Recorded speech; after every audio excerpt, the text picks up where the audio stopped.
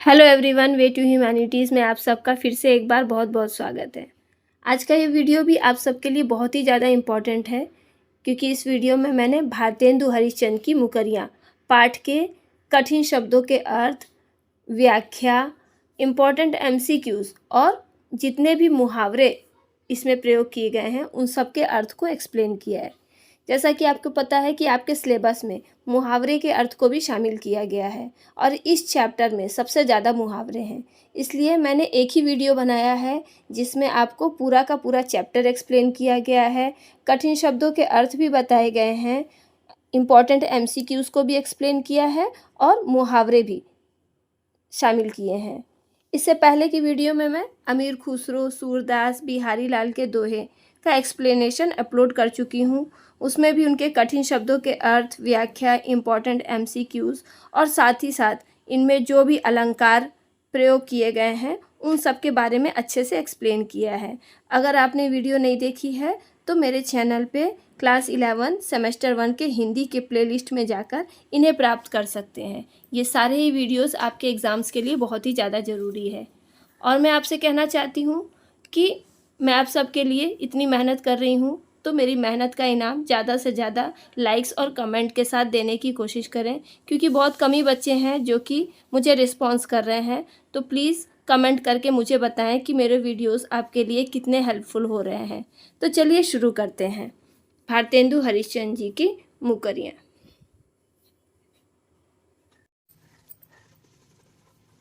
भारतेंदु हरिश्चंद्र की मुकरियाँ। भारतेंदु हरिश्चंद्र जी ने नए जमाने की मुकरियाँ शीर्षक के अंतर्गत कुल 14 मुकरियाँ लिखी हैं, जो कि नवोदिता हरिश्चंद्र चंद्रिका नामक पत्रिका में 1884 में प्रकाशित हुई थी। इनमें से कुछ मुकरियाँ को आपके सिलेबस में इंक्लूड किया गया है और इनकी जो सारी मुकरियाँ हैं वो सीयू हिंदी ऑनर्स के सिलेबस में भी शामिल की गई हैं। मेरे चैनल पर इनकी 10 मुकरियाँ की व्याख्या अवेलेबल है और बाकी की भी जल्द ही आपको अवेलेबल हो जाएगी। स्टार्ट करने से पहले कवि परिचय को देख लीजिए। इनका जन्म 1850 में काशी के एक वैश्य परिवार में हुआ। इनके पिता गोपाल चंद्र बड़े ही रसिक व्यक्ति थे। बचपन में ही इनके माता पिता का स्वर्गवास हो गया। इन्होंने घर पर ही हिंदी, संस्कृत, अंग्रेजी, बंगला का अच्छा ज्ञान प्राप्त किया। इनके परिवार की आर्थिक स्थिति अच्छी नहीं थी। उन्होंने विभिन्न भागों की यात्रा की और वहां के नियम, रीति, नीतियों को गहराई से देखा। भारतीय नव जागरण की मशाल थामने वाले भारतेंदु जी अपनी रचनाओं के जरिए गरीबी, गुलामी और शोषण के खिलाफ आवाज उठाते हैं। हिंदी साहित्य में आधुनिक काल का प्रारंभ भारतेंदु हरिश्चंद्र से माना जाता है और सिर्फ 35 वर्ष की उम्र में ही इन्होंने अनेक विधाओं की रचना की। वो गद्यकार थे, कवि, नाटककार, व्यंगकार और पत्रकार थे।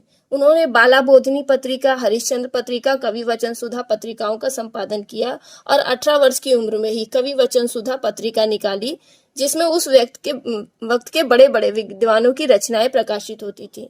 हिंदी में नाटकों की शुरुआत भी भारतेंदु हरिश्चंद्र से मानी जाती है।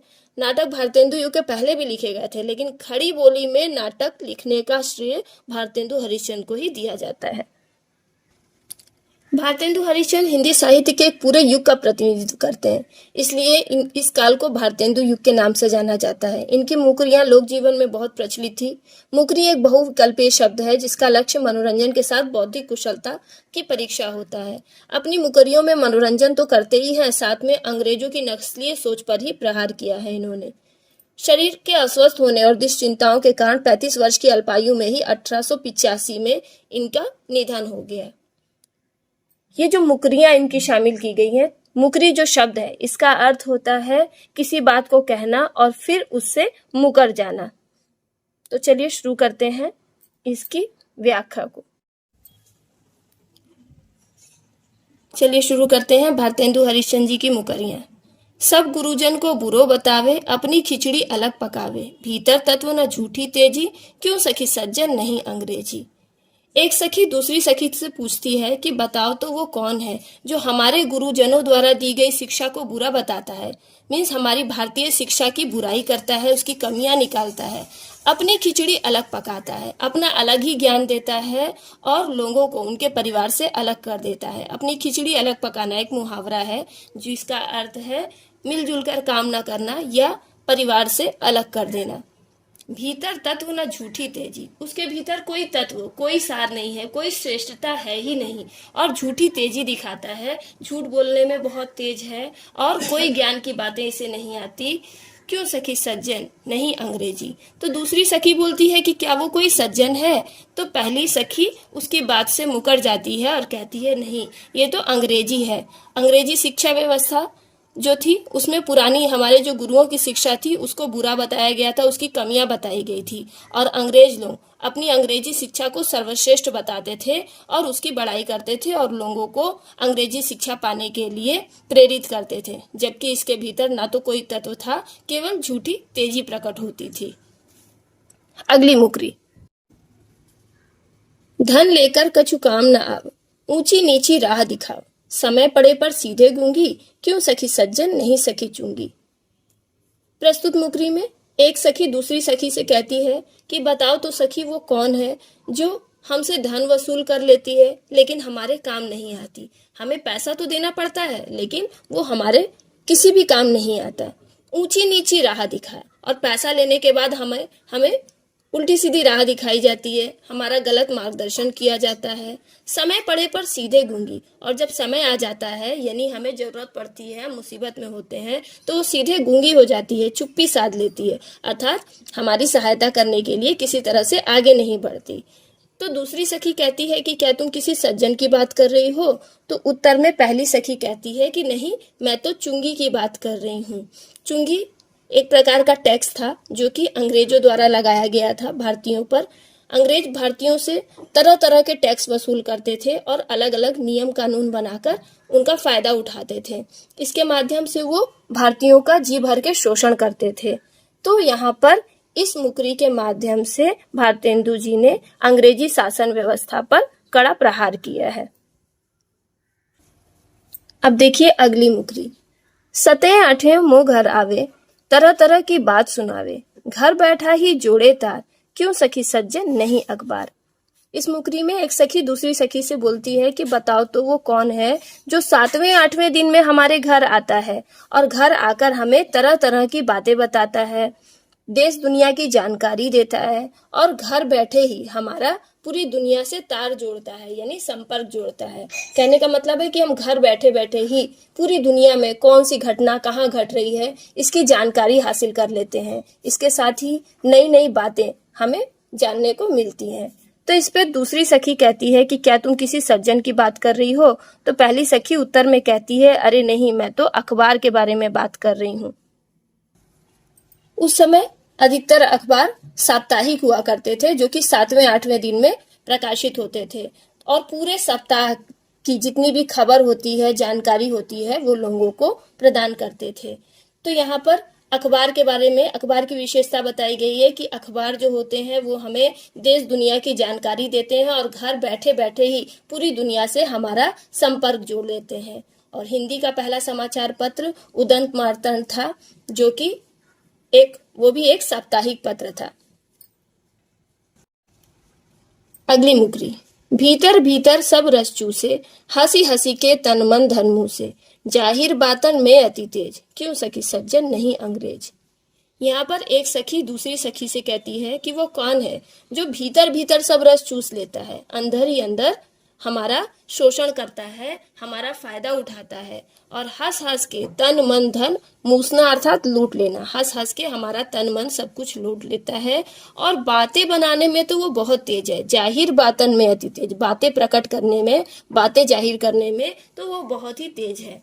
यहाँ पर पहली सखी अंग्रेजों के छल कपट से भरे व्यवहार पर व्यंग कर रही है और कहती है कि बताओ तो वो कौन है जो मीठी मीठी बातों से हमारा शोषण करते हैं और छल कपट से भरा हुआ व्यवहार रखते हैं और अपनी मीठी मीठी बातों के माध्यम से हमें बहलाते फुसलाते हैं और हमारा सब कुछ लूट लेते हैं। तो दूसरी सखी कहती है कि क्या वो कोई सज्जन है, तो पहली सखी कहती है अरे नहीं, वो तो अंग्रेज हैं। अंग्रेज हमारे देश में आए और हमारे देश को उन्होंने अपना गुलाम बनाया और पूरी तरह से हमारे देश का शोषण किया और साथ ही साथ हमारे देश पर अत्याचार भी किया, हमारे देश के सीधे साधे लोगों पर तरह तरह के अत्याचार किए और कई तरह से उनका शोषण करके अपना फायदा उठाया। यहाँ पर भारतेंदु जी उनके इसी कार्य पर व्यंग करते हैं। अगली मुकरी, रूप दिखावत सरबस लूटे, फंदे में जो पड़े न छूटे, कपट कटारी जी में हुलीस, क्यों सखी सज्जन नहीं पुलिस। यहाँ पर एक सखी दूसरी सखी को बोलती है कि बताओ तो वो कौन है जो अपना रूप दिखाकर, अपनी वर्दी का रौब दिखाकर सबका सब कुछ लूट लेता है। फंदे में पड़े, जो एक बार उसके चंगुल में फंस गया वो कभी छूट नहीं पाता। जिसके मन में कपट रूपी कटारी घुसी हुई है, जिये में हुलिस, हुलिस मीन्स उल्लास है, जोश है, उसके मन में छल कपट रूपी कटारी है और लोगों को लूटने का जोश है। तो दूसरी सखी कहती है कि क्या तुम किसी सज्जन की बात कर रही हो। तो पहली सखी उत्तर में कहती है कि नहीं, मैं पुलिस की बात कर रही हूँ। उस समय अंग्रेजी सरकार के दौरान जो ब्रिटिश पुलिस थी उनके क्रियाकलापों का यहाँ पे वर्णन किया गया है। पुलिस अपने रूप और वर्दी के प्रभाव से लोगों को धमकाती थी और उन्हें लूटती थी। एक बार जो उनके चंगुल में फंस जाए वो कभी छूट नहीं पाता था। वह हमेशा छल कपट रूपी छुरी लिए रहते थे, मीन्स लोगों को अपने छल कपट वाली बातों से फंसा देते थे और मन में उल्लास भर रहता था, मन में बहुत ही ज्यादा जोश रहता था कि कैसे लोगों को फंसाना है और उनका शोषण करना है, उनसे फायदा उठाना है और अपने चंगुल में फंसाकर उन्हें कभी भी बाहर निकलने नहीं देना है। तो यहाँ पर ब्रिटिश राज में पुलिस व्यवस्था पर भारतेंदु जी ने व्यंग किया है। अगली मुकरी है, मुंह जब लागे तब नहीं छूटे, जाति मान धन सब कुछ लूटे, पागल करी मोहि करे खराब, क्यों सखी सज्जन नहीं शराब। पहली सखी दूसरी सखी से बोलती है कि बताओ तो वो क्या है जो मुंह लग जाए, मीन्स जिसकी आदत लग जाए तब नहीं छूटे, वो छूटती नहीं है। जाति मान धन सब कुछ लूट लेती है, जिसकी आदत लग जाने पे इंसान का जाति, धर्म, मान सम्मान, पैसा, धन दौलत, संपत्ति सब कुछ लूट जाती है। वो पूरी तरह से बर्बाद हो जाता है, ना तो उसका सम्मान रह जाता है और ना ही उसके पास धन संपत्ति रह जाती है। पागल करी मोहि करे खराब, जो मनुष्य को पागल कर देती है, उसके दिमाग पर हावी हो जाती है और उसका पूरा जीवन खराब कर देती है, बर्बाद कर देती है। तो दूसरी सखी बोलती है कि क्या वो कोई सज्जन है। तो पहली सखी उत्तर देती है नहीं, ये शराब है, मैं शराब की बात कर रही हूँ।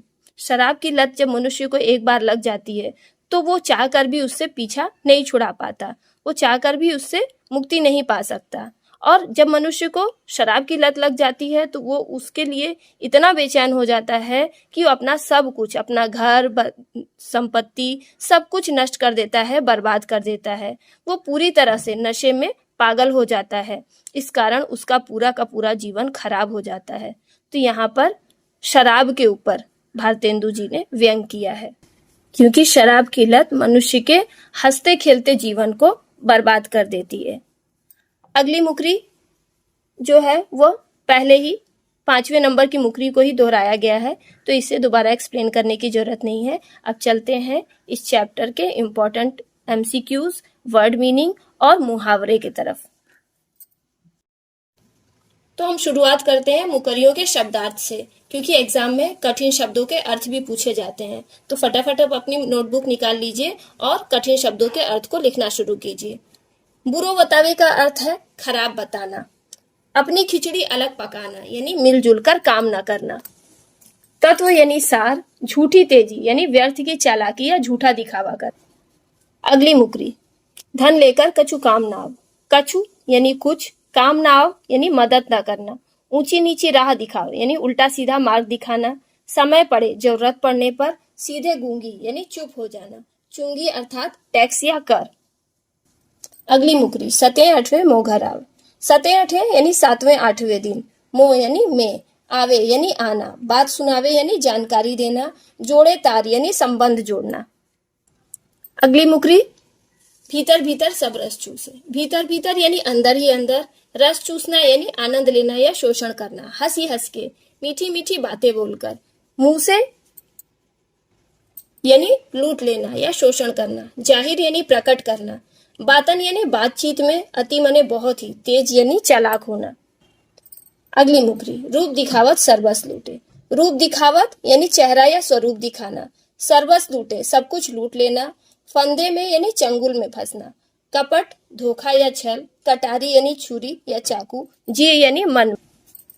पुलिस यानी आनंद। मुकरी नंबर 6, मुंह जब लागे तब नहीं छूटे। मुंह लगना यानी आदत लग जाना। मान, इज्जत, सब कुछ लूटना यानी बर्बाद कर देना। शराब यानी मदिरा। अब चलते हैं इस चैप्टर के सबसे इंपॉर्टेंट पार्ट यानी एमसीक्यू की तरफ। हिंदी साहित्य में आधुनिक काल का जनक किसे कहा गया है? बिहारी, अमीर खुसरो या भारतेंदु हरिश्चंद्र? उत्तर होगा भारतेंदु हरिश्चंद्र। अब है अगला प्रश्न। हिंदी की खड़ी बोली में नाटकों की शुरुआत किसने की? भारतेंदु हरिश्चंद्र, सदा सुखलाल या जयशंकर प्रसाद? आंसर होगा भारतेंदु हरिश्चंद्र। तीसरा प्रश्न, भारतेंदु युग के प्रवर्तक कौन थे? भारतेंदु हरिश्चंद्र, अमीर खुसरो या बालकृष्ण भट्ट? आंसर होगा भारतेंदु हरिश्चंद्र। भारतेंदु जी की काव्य भाषा, यह हमारा अगला प्रश्न है। खड़ी बोली, ब्रज भाषा या अवधी? भारतेंदु जी की गद्य भाषा खड़ी बोली है, लेकिन उनकी काव्य भाषा ब्रज भाषा है। इसलिए गद्य भाषा पूछा जाएगा तो खड़ी बोली लिखेंगे, और अगर काव्य भाषा पूछा जाएगा तो ब्रज भाषा लिखेंगे। अब है हमारा अगला प्रश्न। मुकरी शब्द है एक विकल्पी, द्विविकल्पी या बहुविकल्पी? इसका आंसर आपको पता ही होगा, बहुविकल्पी। अब है हमारा अगला प्रश्न। भारतेंदु जी का जन्म काशी में कब हुआ? सन 1850, सन 1817 या सन 1835? आंसर होगा 1850। अगला प्रश्न। भारतेंदु हरिश्चंद्र की मुकरियां किस शीर्षक के अंतर्गत प्रकाशित हुई? भारतेंदु की मुकरियां, नए जमाने की मुकरियां या पुराने जमाने की मुकरियां? इसका आंसर होगा नए जमाने की मुकरियां। अब है हमारा अगला प्रश्न। भारतेंदु हरिश्चंद्र की मुकरियों की भाषा है ब्रज भाषा, अवधी या खड़ी बोली? आंसर होगा ब्रज। अगला प्रश्न। भारतेंदु हरिश्चंद्र की मुकरियां किस पत्रिका में प्रकाशित हुई? हरिश्चंद्र पत्रिका, कवि वचन सुधा या नवोदिता हरिश्चंद्र चंद्रिका? आंसर होगा नवोदिता हरिश्चंद्र चंद्रिका। अगला प्रश्न। मुकरी का शाब्दिक अर्थ है मुस्कुराना, मजाक करना या किसी बात से मुकर जाना? आंसर होगा किसी बात को कहना और फिर उससे मुकर जाना। अगला प्रश्न। भारतेंदु जी की मुकरियों में किस पर व्यंग प्रकट हुआ है?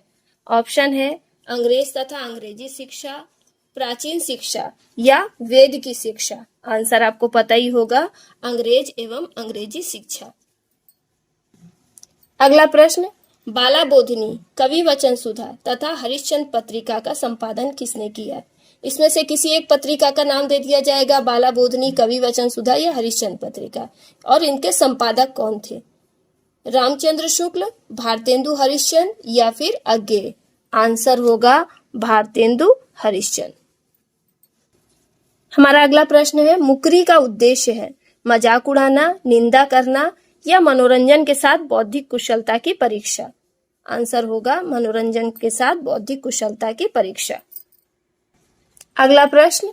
भारतेंदु हरिश्चंद्र की मृत्यु कब हुई?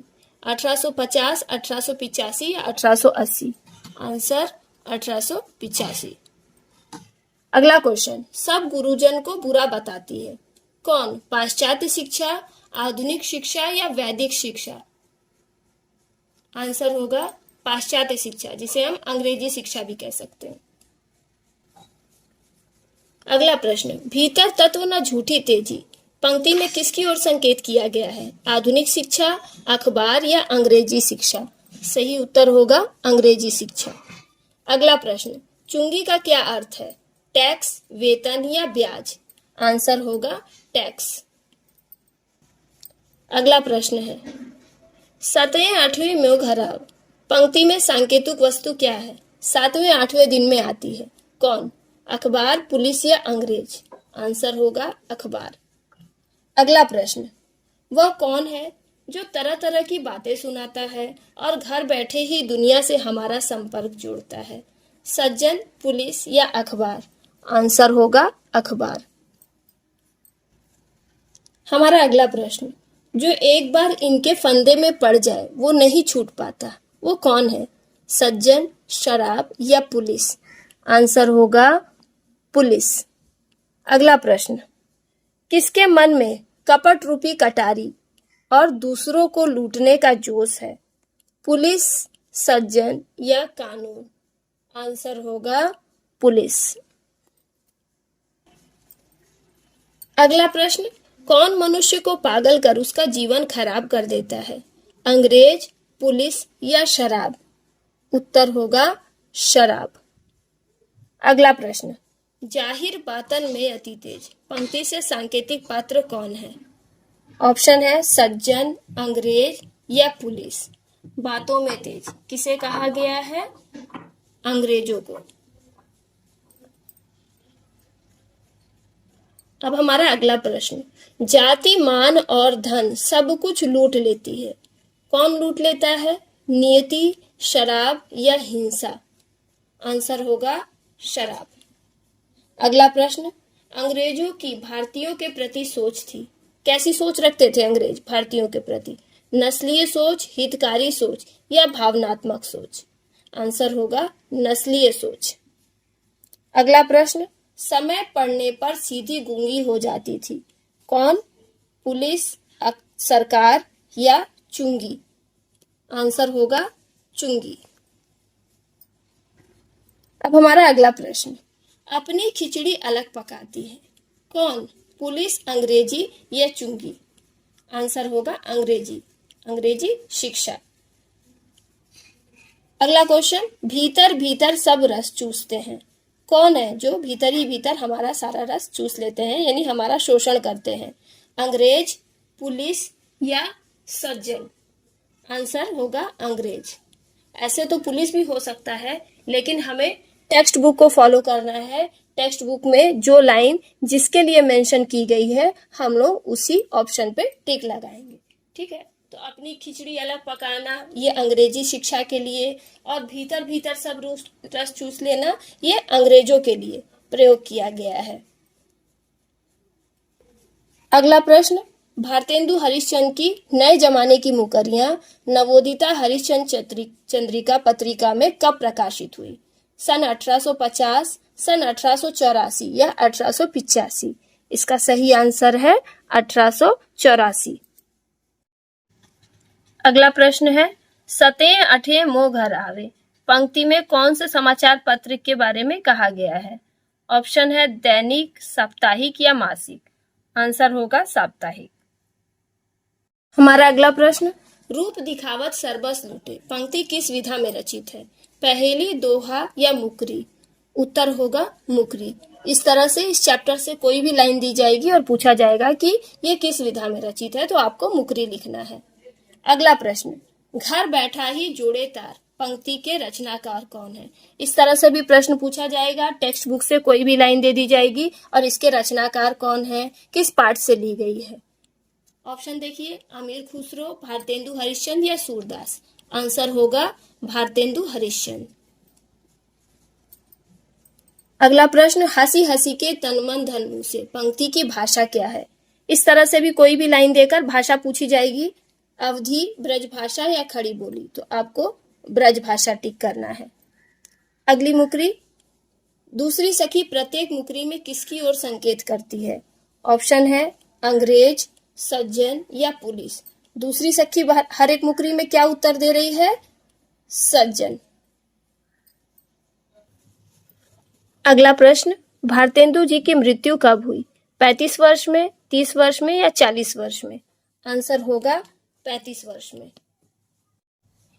अगला प्रश्न, भारतेंदु युग का अन्य नाम है छायावाद, उदारवाद या पुनर्जागरण काल? आंसर होगा पुनर्जागरण काल। अब चलते हैं इस चैप्टर के इम्पोर्टेंट मुहावरे और उनके अर्थ की ओर। जैसा कि मैंने बताया कि इस चैप्टर में बहुत ही ज्यादा मुहावरे हैं और हर एक मुहावरा आपके लिए, आपके एग्जाम के लिए बहुत ही ज्यादा इम्पोर्टेंट है। अपनी खिचड़ी अलग पकाना यानी मिलजुल कर काम ना करना या किसी के सुख दुख में शामिल ना होना। इसका एक और अर्थ हो सकता है अपने परिवार से अलग हो जाना।